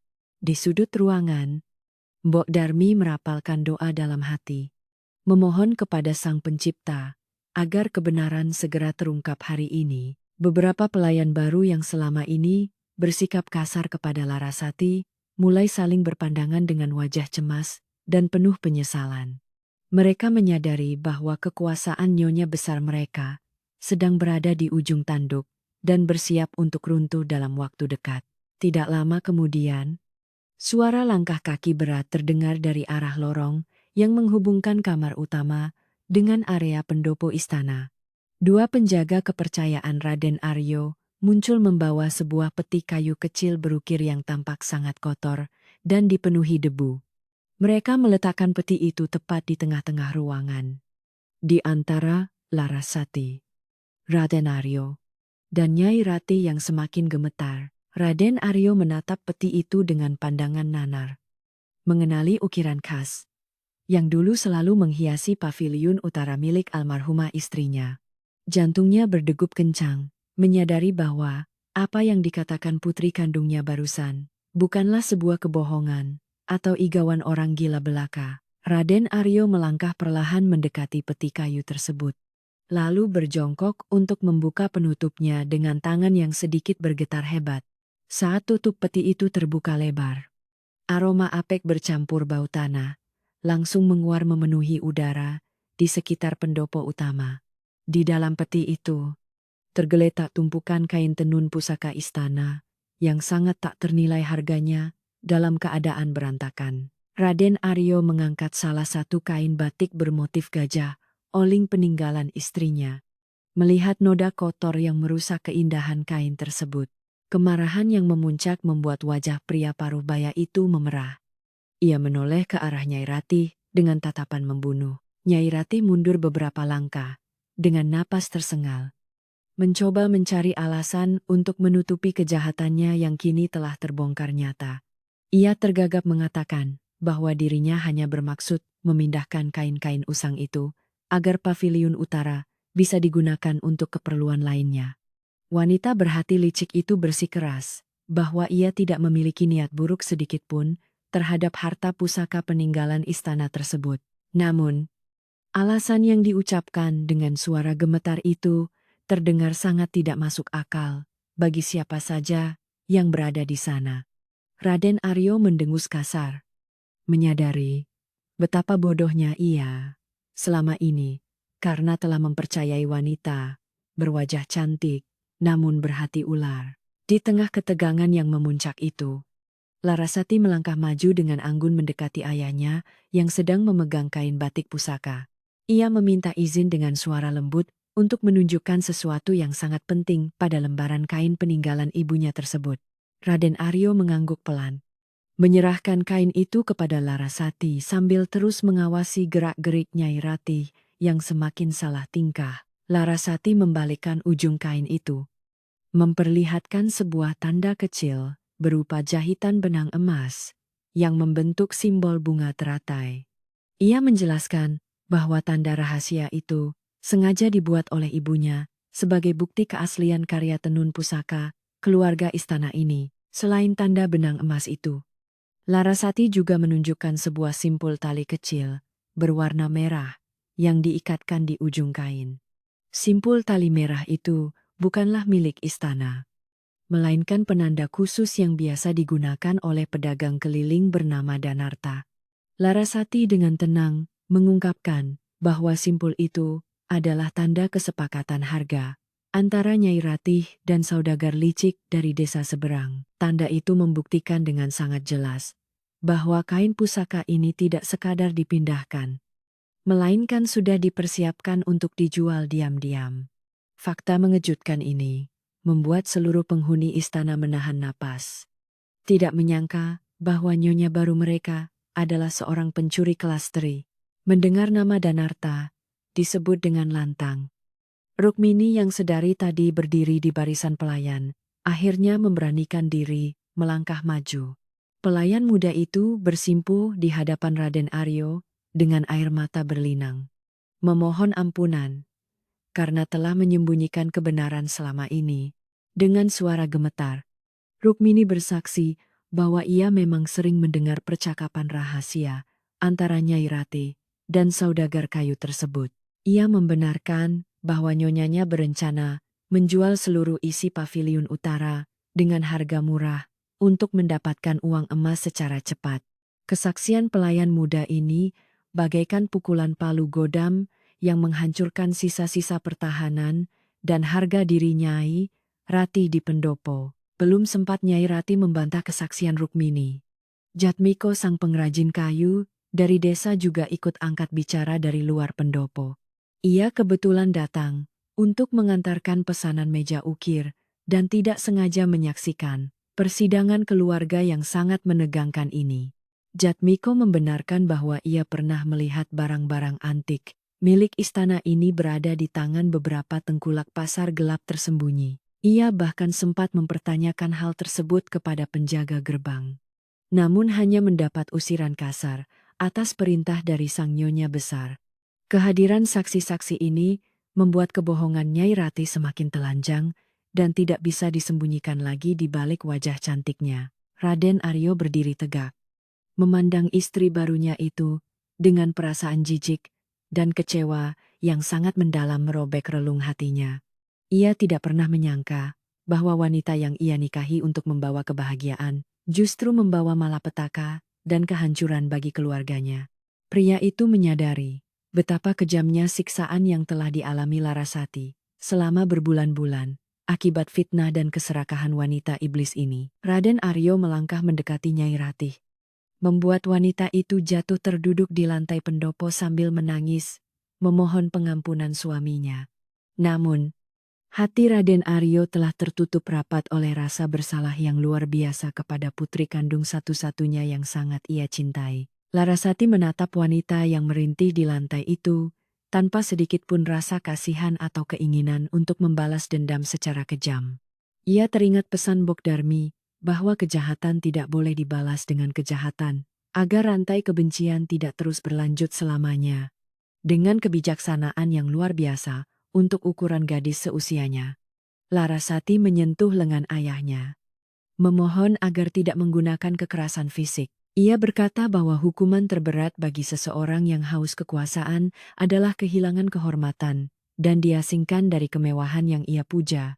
Raden Aryo menatap putrinya dengan penuh kekaguman, menyadari bahwa Larasati benar-benar mewarisi hati emas mendiang ibunya yang sangat mulia. Dengan suara bariton yang menggema, memenuhi seluruh penjuru pendopo istana, Raden Aryo akhirnya menjatuhkan keputusannya yang sangat tegas dan final. Ia menyatakan bahwa Nyai Rati telah kehilangan seluruh haknya sebagai nyonya rumah dan istri sah dari seorang bangsawan terhormat. Raden Aryo tidak mengusir wanita itu ke jalanan karena masih memikirkan sisa-sisa martabat keluarga. Namun hukumannya tetaplah sangat berat. Nyai Rati diperintahkan untuk mengasingkan diri ke sebuah pondok kecil di ujung perkebunan keluarga yang jauh dari lingkungan istana. Ia tidak diperbolehkan membawa harta benda apapun selain pakaian sederhana yang melekat di tubuhnya pada saat memalukan ini. Keputusan itu membuat Nyai Ratih menjerit histeris. Menolak untuk menerima kenyataan bahwa ia harus hidup miskin di gubuk yang terpencil. Ia meronta-ronta ketika dua orang penjaga bertubuh kekar memegang kedua lengannya untuk memaksanya berdiri dari lantai keramik yang dingin. Wanita yang dulunya sangat angkuh itu kini terlihat sangat menyedihkan. Air matanya melunturkan riasan wajah tebal yang selalu ia banggakan. Tidak ada satupun pelayan yang menatapnya dengan rasa iba. Mereka semua hanya menyaksikan kejatuhan sang tiran dengan perasaan lega. Keadilan akhirnya ditegakkan di balik tembok keraton tua ini, tanpa perlu meneteskan darah atau menggunakan kekerasan yang sangat menyakitkan. Setelah Nyai Ratih diseret keluar dari pendopo utama, Raden Aryo segera memerintahkan para penjaga untuk memecat seluruh pelayan baru. Orang-orang suruhan yang selama ini telah bersekongkol dan membantu kejahatan sang ibu tiri diusir dari istana pada hari itu juga. Raden Aryo menegaskan bahwa istana ini hanya membutuhkan orang-orang yang jujur dan setia, seperti Mbok Darmi untuk melayani keluarganya. Pelayan-pelayan baru itu pergi dengan wajah tertunduk malu. Membawa barang-barang mereka keluar dari gerbang istana tanpa berani mengangkat wajah sedikit pun. Suasana keraton yang tadinya dipenuhi ketegangan kini berangsur-angsur mulai terasa lebih lapang dan bebas dari aura kelam yang mencekik. Raden Aryo kemudian menghampiri Larasati, memeluk erat tubuh putrinya yang sangat kurus itu, dengan cucuran air mata penyesalan yang mendalam. Ia berkali-kali meminta maaf karena telah lalai menjaga dan membiarkan Larasati menderita sendirian dalam kesunyian selama ia pergi bertugas. Larasati membalas pelukan ayahnya dengan hangat. Merasakan beban berat yang selama ini menghimpit dadanya, akhirnya terangkat dan sirna tanpa sisa. Ia berbisik pelan bahwa ia sudah memaafkan semuanya. Karena yang terpenting sekarang adalah mereka bisa kembali berkumpul sebagai sebuah keluarga. Pemandangan mengharukan antara ayah dan anak itu membuat Mbok Darmi dan beberapa pelayan lama ikut meneteskan air mata bahagia. Matahari mulai merangkak naik menuju ufuk barat, memancarkan cahaya keemasan yang menerobos masuk melalui celah-celah pilar kayu jati pendopo. Raden Aryo memerintahkan beberapa pelayan yang tersisa untuk segera memindahkan barang-barang Larasati kembali ke kamar utamanya yang megah. Ia juga memerintahkan agar dapur istana menyiapkan hidangan terbaik malam ini untuk merayakan kembalinya kedamaian di rumah leluhur mereka. Mbok Darmi dengan sigap memimpin para pelayan menuju dapur. Wajah tuanya berseri-seri penuh semangat menyambut babak baru yang lebih cerah. Istana yang selama beberapa bulan terakhir terasa seperti neraka, kini perlahan mulai kembali menjadi surga kecil yang sangat nyaman. Larasati meminta izin kepada ayahnya untuk membawa masuk kembali kain-kain tenun pusaka itu ke tempat asalnya di paviliun utara. Raden Aryo mengangguk setuju. Ia bahkan ikut membantu mengangkat peti kayu kecil itu bersama Larasati menuju ke bangunan sakral tersebut. Gembok besar yang selama ini mengunci pintu paviliun itu akhirnya dihancurkan atas perintah langsung dari sang pemilik istana yang sah. Ketika pintu kayu itu terbuka, wangi melati yang telah lama terkunci di dalam ruangan langsung menyambut mereka dengan sangat hangat. Larasati tersenyum bahagia, menyadari bahwa ia telah berhasil mempertahankan kenangan ibunya dari tangan orang-orang serakah yang tidak bertanggung jawab. Di dalam paviliun utara, Larasati mengeluarkan lembaran-lembaran kain pusaka itu dari dalam peti dengan gerakan yang sangat hati-hati dan penuh kasih. Ia membersihkan noda tanah yang menempel pada kain batik gajah oling tersebut menggunakan air bunga mawar yang dibawa oleh Rukmini. Rukmini yang kini diangkat menjadi pelayan pribadi Larasati, membantu merapikan kembali alat tenun kayu tua yang sempat dibiarkan berdebu lama. Raden Aryo berdiri di ambang pintu, menyaksikan putrinya bekerja dengan penuh dedikasi, menjaga kehormatan sejarah keluarga besar mereka ini. Ia berjanji dalam hati bahwa ia tidak akan pernah lagi meninggalkan Larasati sendirian, mengurus keraton tua ini di masa depan. Berita tentang kejadian di pendopo utama dengan cepat menyebar keluar tembok keraton dan sampai ke telinga para warga desa. Desas-desus jahat tentang kegilaan Larasati langsung lenyap tak berbekas, digantikan oleh rasa kagum atas ketabahan dan kecerdasan putri bangsawan tersebut. Warga desa yang sebelumnya sempat termakan fitnah, kini merasa sangat bersalah dan berniat untuk datang meminta maaf secara langsung kepadanya. Sulastri, pedagang sayur yang suka menyebar gosip, bahkan berjanji tidak akan pernah lagi membicarakan hal buruk tentang keluarga istana itu. Kebenaran telah menyapu bersih segala noda hitam yang sengaja disematkan pada nama baik Larasati oleh ibu tirinya yang sangat jahat. Menjelang sore hari, langit berubah warna menjadi jingga kemerahan, menciptakan pemandangan yang sangat indah di atas atap bangunan utama keraton. Burung-burung walet berterbangan kembali ke sarangnya, seakan ikut merayakan kebebasan istana ini dari cengkeraman aura negatif yang menyiksa batin penghuninya. Larasati berdiri di halaman tengah, menghirup udara segar dalam-dalam, sambil merasakan semilir angin sejuk yang membelai wajahnya dengan sangat lembut. Ia tidak lagi harus bersembunyi di sudut gelap atau menyapu halaman dengan rasa takut akan tatapan tajam dari ibu tirinya. Kini, ia bisa berjalan bebas di setiap sudut rumahnya, sebagai nyonya muda yang sah dan dihormati oleh semua orang. Raden Aryo menghampiri putrinya di halaman tengah, membawakan secangkir teh melati hangat yang baru saja diseduh oleh pelayan setia Mbok Darmi. Ia menyerahkan cangkir keramik itu kepada Larasati, sambil tersenyum penuh kebanggaan melihat ketegaran hati putrinya dalam menghadapi cobaan yang berat. Mereka berdua duduk di tangga batu pendopo, menikmati keheningan sore yang damai sambil memandangi pohon beringin besar yang berakar kuat. Raden Aryo berkata bahwa Larasati benar-benar memiliki jiwa seperti akar beringin itu. Tidak mudah tumbang meskipun dihantam badai yang kencang. Larasati tersenyum malu mendengar pujian ayahnya, merasa bahwa semua penderitaannya telah terbayar lunas dengan kebahagiaan yang hadir saat ini. Mbok Darmi memantau ayah dan anak itu dari kejauhan dengan perasaan lega yang tiada tara memenuhi rongga dadanya yang tua. Ia bersyukur karena Sang Pencipta telah mengabulkan doa-doanya di malam-malam sunyi saat menemani Larasati menangis di ruang pengasingan yang dingin. Rantai kejahatan dan keserakahan yang sempat membelit istana ini akhirnya terputus berkat kesabaran dan kecerdikan seorang gadis yang lembut hatinya. Pelayan tua itu kembali ke dapur untuk memastikan hidangan malam perayaan telah siap disajikan dengan sempurna untuk majikan yang disayanginya.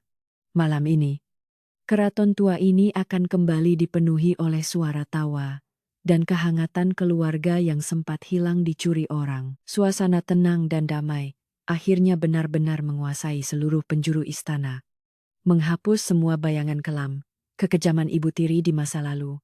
Nyai Rati kini harus menjalani sisa hidupnya dalam kesendirian di pondok terpencil, merenungi semua dosa dan keserakahannya yang menghancurkan dirinya.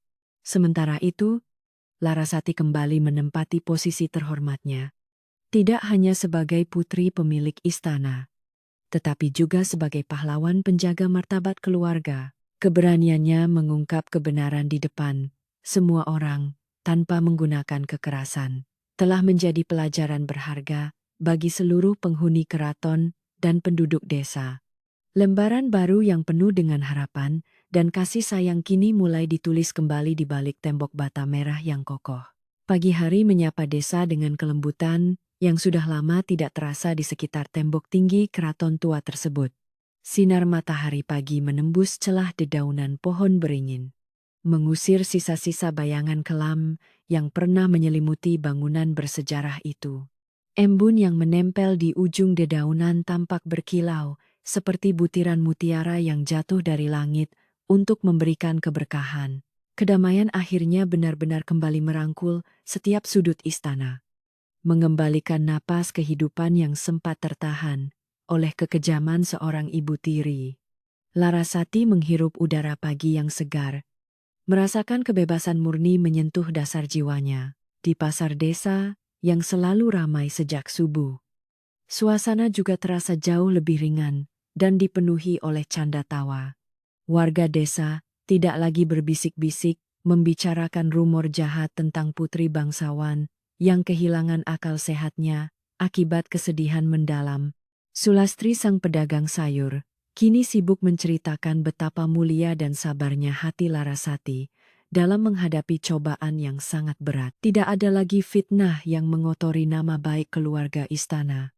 Yang tersisa hanyalah rasa hormat dan kekaguman dari seluruh penduduk. Kebenaran telah mencuci bersih semua kebohongan yang pernah ada di dalam area keraton. Kesibukan pagi terasa sangat berbeda dan dipenuhi oleh aura kebahagiaan yang tulus dari para penghuninya. Abdi dalam lama yang sebelumnya diusir, secara sewenang-wenang kini telah dipanggil kembali untuk bekerja merawat rumah leluhur mereka. Mereka menyapu halaman rumput dan membersihkan lantai pendopo dengan senyum lebar yang tidak pernah lepas dari wajah keriput mereka. Mbok Darmi memimpin para pelayan itu dengan semangat baru, memastikan setiap sudut keraton kembali bersinar, seperti sedia kala.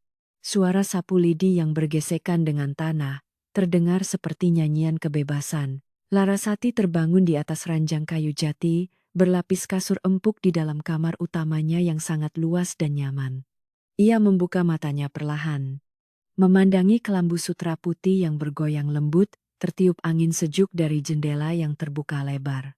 Bau apak dan udara dingin dari ruang pengasingan berdinding bambu di belakang istana kini hanya tinggal kenangan buruk semata. Aroma bunga melati dan cendana kembali memenuhi udara kamarnya, membawa kembali kehangatan pelukan almarhumah ibunya yang sangat ia rindukan. Gadis itu tersenyum manis menyambut hari baru. Setelah merapikan pakaiannya, Larasati melangkahkan kaki menuju paviliun utara yang kini telah bersih dari debu dan kotoran tanah. Pintu kayu berukir itu terbuka lebar, membiarkan cahaya matahari pagi menyinari alat tenun tua yang menjadi saksi bisu sejarah. Peti kayu berisi kain pusaka telah diletakkan kembali di tempat kehormatannya, dilapisi dengan kain putih baru yang sangat bersih. Larasati menyentuh helaian benang pada alat tenun itu dengan lembut, merasakan aliran energi yang menghubungkannya dengan leluhur keraton. Bangunan sakral itu kembali menjadi jantung istana yang berdetak damai. Sementara itu, Raden Aryo sedang berjalan perlahan menyusuri taman bunga di halaman samping keraton dengan pikiran yang sangat tenang. Ia memandangi bunga-bunga mawar yang mulai mekar, merenungkan semua kesalahan dan kelalaiannya selama ini sebagai seorang ayah dan pelindung. Pria parubaya itu merasa sangat bersyukur karena Sang Pencipta telah memberikannya seorang putri yang memiliki ketabahan luar biasa. Ia berjanji pada dirinya sendiri bahwa ia akan menghabiskan lebih banyak waktu di rumah untuk mendampingi dan menjaga Larasati. Penyesalan di hatinya perlahan tergantikan oleh tekad yang kuat. Saat matahari mulai naik sepenggalah, suara kentongan kecil dari arah ruang makan menandakan bahwa sarapan pagi telah siap disajikan. Larasati dan Raden Aryo duduk berhadapan di meja kayu panjang, ditemani oleh berbagai hidangan tradisional yang menggugah selera makan. Ada nasi putih hangat, sayur lodeh bumbu kuning, dan tempe goreng renyah yang dimasak dengan penuh cinta oleh Mbok Darmi. Mereka makan dalam keheningan yang nyaman, sesekali bertukar senyum dan cerita ringan tentang rencana-rencana kecil untuk memperbaiki taman istana. Momen sederhana ini terasa jauh lebih mewah dari perjamuan agung. Rukmini, pelayan muda yang telah memilih jalan kebenaran, datang mendekat membawa teko berisi air putih hangat untuk sang majikan. Dengan langkah sopan dan kepala menunduk, ia menuangkan air ke dalam gelas kaca di hadapan Larasati dan Raden Aryo. Larasati mengucapkan terima kasih dengan suara yang sangat lembut, membuat Rukmini tersenyum lega karena ia telah diterima dengan baik. Pelayan muda itu merasa sangat beruntung bisa mengabdi pada keluarga bangsawan yang memiliki hati pemaaf dan tidak pendendam.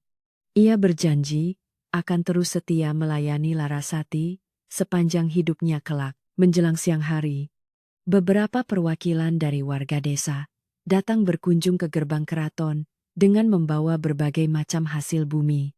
Mereka datang dengan niat tulus untuk meminta maaf atas prasangka buruk yang sempat mereka percayai tentang putri bangsawan tersebut.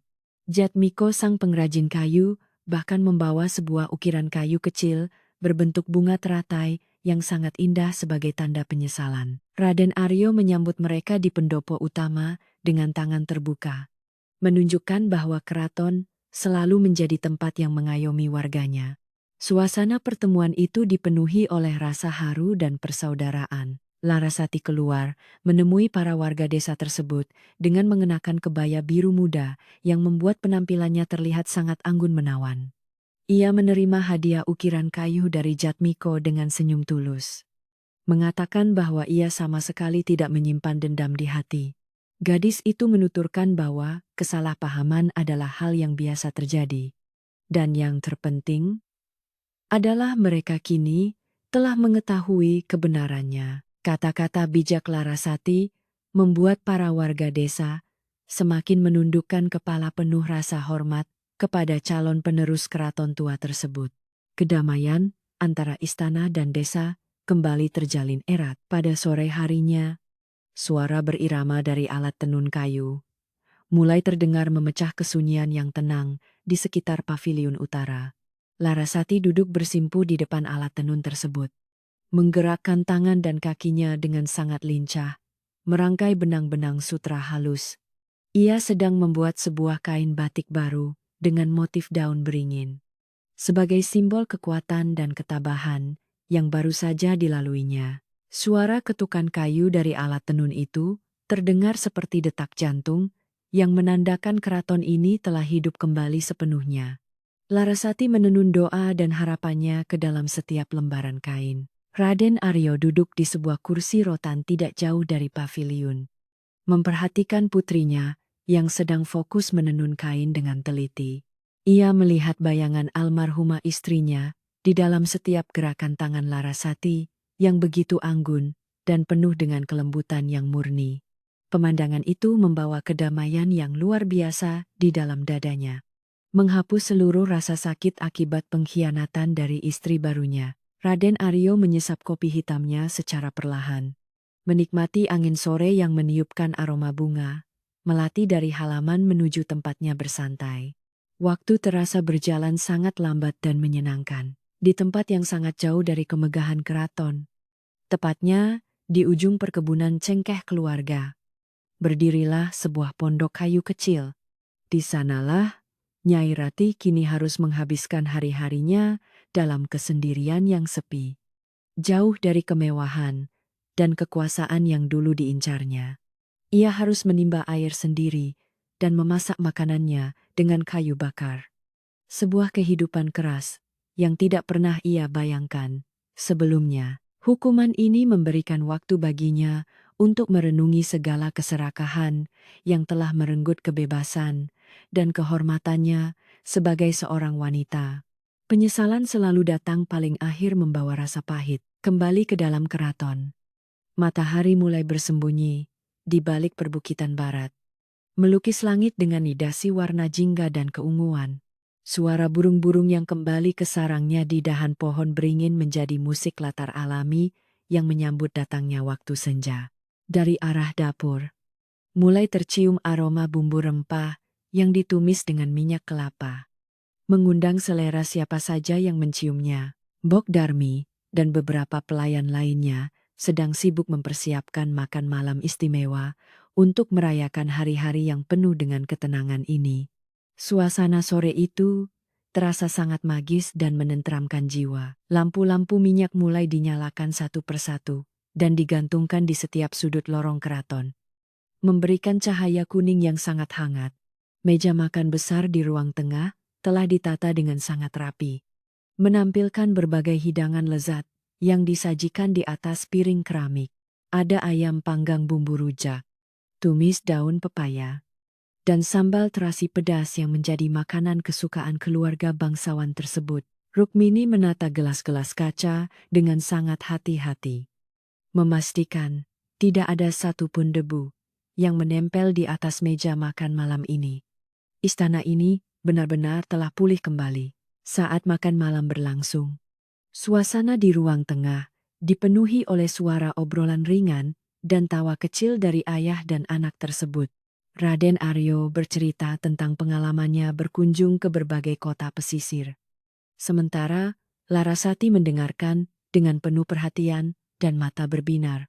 Tidak ada lagi ketegangan atau rasa takut yang menyelimuti meja makan. Yang ada hanyalah kasih sayang murni antara dua manusia. Raden Aryo kembali menegaskan janjinya untuk lebih sering berada di rumah dan melindungi Larasati dari segala bahaya yang mengancam.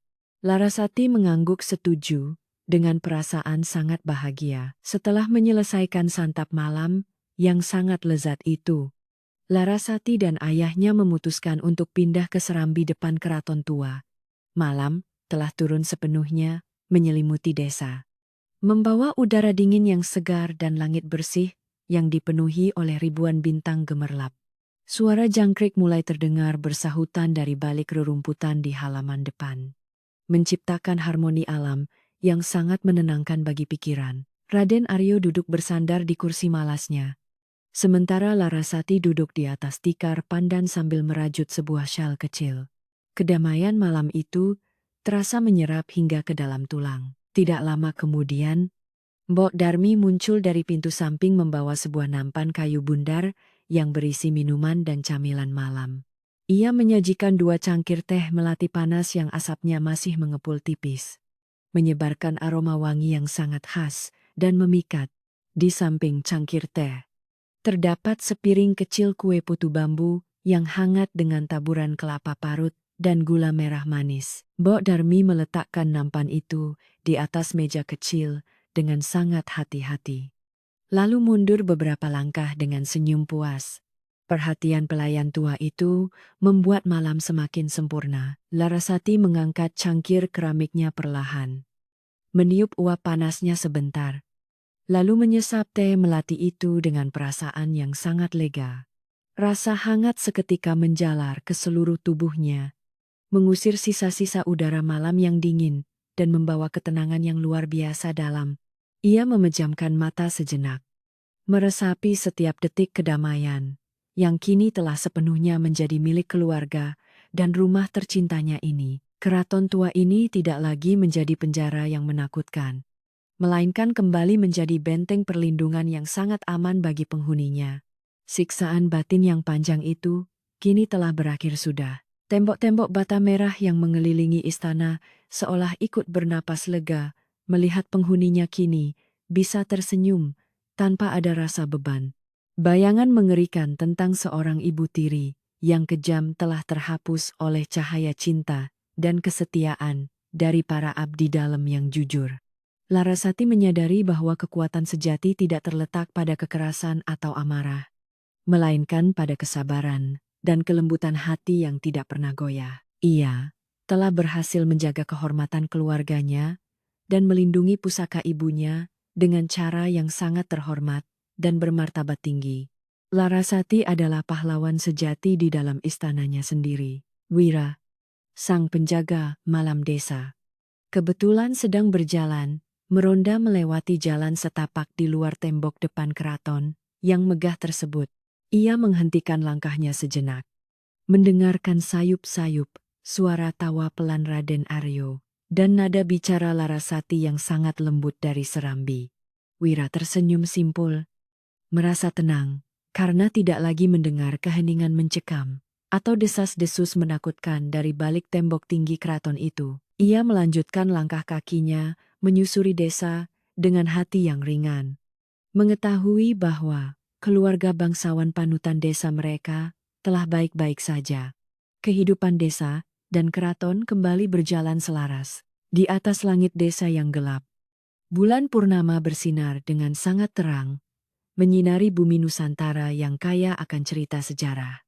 Cahaya keperakan bulan itu jatuh tepat di halaman depan keraton, menerangi pohon beringin tua yang daunnya berdesir pelan, tertiup angin. Pemandangan malam ini sungguh memanjakan mata. memberikan bukti bahwa setiap badai pasti akan berlalu dan digantikan oleh pelangi yang sangat indah. Keharmonisan alam dan manusia di sekitar keraton ini kembali bersatu, menciptakan sebuah simfoni kehidupan yang sangat manis untuk dirasakan. Semua penderitaan telah terbayar dengan setimpal malam ini. Larasati menengada, menatap bulan purnama yang bersinar terang itu. Matanya berkaca-kaca oleh air mata, kebahagiaan yang tidak bisa dibendung lagi. Dalam hatinya, ia membisikkan doa dan ucapan terima kasih yang tulus kepada almarhumah ibunya yang selalu mengawasinya dari atas sana. Ia tahu bahwa roh ibunya pasti tersenyum bangga melihat putrinya tumbuh menjadi wanita yang kuat dan tidak mudah ditundukkan kejahatan. Larasati berjanji akan terus merawat keraton ini dengan penuh cinta, menjadikannya tempat bernaung yang damai bagi siapa saja yang membutuhkannya. Tugas utamanya, menjaga kehormatan keluarga, telah selesai. Dari ambang pintu kayu yang membatasi serambi dengan ruang tengah, Mbok Darmi berdiri diam, memperhatikan majikannya dengan mata berkaca-kaca. Pelayan tua yang sangat setia itu melipat kedua tangannya di depan dada, merasa bahwa tugas beratnya untuk melindungi Larasati telah usai. Ia telah menepati janjinya kepada almarhumah nyonya besar untuk menjaga putri semata wayangnya dari segala niat jahat, orang-orang yang serakah. Kebahagiaan yang terpancar dari wajah Larasati dan Raden Aryo malam ini adalah hadiah terbesar yang pernah ia terima sepanjang hidupnya. Hati pelayan tua itu kini dipenuhi oleh rasa syukur. Angin malam kembali berhembus pelan, membawa harum bunga melati yang mekar sempurna di taman samping menyebar ke seluruh penjuru Serambi. Mbok Darmi merapikan kain selendang yang melingkar di bahunya, bersiap untuk undur diri dan membiarkan keluarga itu menikmati malam panjangnya.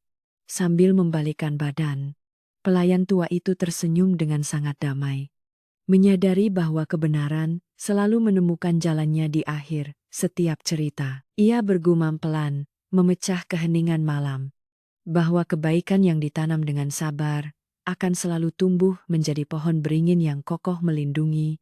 Keraton tua itu pun tertidur lelap selamanya.